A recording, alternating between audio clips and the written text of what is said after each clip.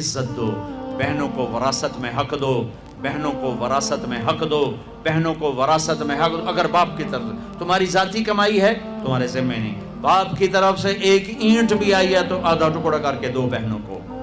لیکن میرے پنجاب میں اور خاص طور پر میرے زمیندارہ ماحول میں کوئی بہنوں کو حصہ نہیں ملتا، بالکل نہیں ملتا۔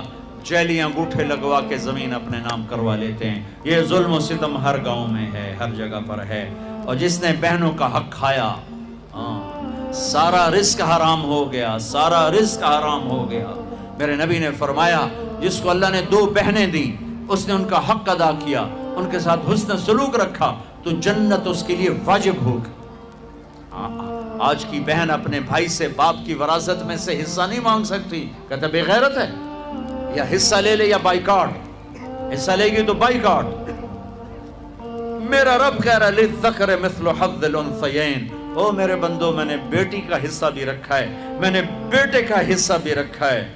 مجھے پتہ نہیں تمہارا ماحول کیا ہے، لیکن میرے ذمہ دارہ ماحول میں کوئی بیٹی بھائیوں سے، کوئی بہن بھائیوں سے زمین نہیں مانگ سکتی، اسے ذلیل کر کے تباہ کر دیں گے، ذلت کی آخری سیڑھی تک اسے چڑھائیں گے۔ زمینہ مانگتی ہے ساڑھے کولو، زمینہ مانگنی ہے ساڑھے کولو۔ میرے والد مرحوم نے سب سے پہلے اپنی ہماری بہنوں کو زمینوں میں حصہ دیا تھا تو سارے زمیندار ناراض ہو گئے، ایک ہی کیتی جانا ہے، ساڑیاں دیاں ساڑھے گل پہ جیسے، ساڑیاں دیاں ساڑھے گل پہ جیسے۔ مولانا جب شیخ صاحب رحمۃ اللہ علیہ میرے استاد ہیں، میں رائمنڈ پڑھتا تھا، میں ان کے لیے شہد کی بوتل لے کر گیا، اپنے باغ سے اتارا، میں نے پیش کی، حضرت نبی میں شہد لایا ہوں۔ فرمایا کہاں سے لائے ہو؟ میں نے کہا جی میرے اپنے باغ کا ہے، آم کا باغ تھا۔ اب شہد کی بوتل تھی اس 10 روپے کی، 10 روپے۔ اب میرے استاد کا سوال سنو، تیرے باپ نے اپنی بہنوں کو زمینوں میں سے حصہ دیا تھا؟ تیرے باپ نے اپنی بہنوں کو زمینوں میں سے حصہ دیا تھا؟ یہ سوال کیوں کیا تھا کہ اگر حصہ دیا تھا تو یہ شہد صاف ہے، حلال ہے، اگر نہیں دیا تھا تو یہ شہد صاف نہیں ہے، حلال نہیں ہے، اس میں بہنوں کا حق شامل۔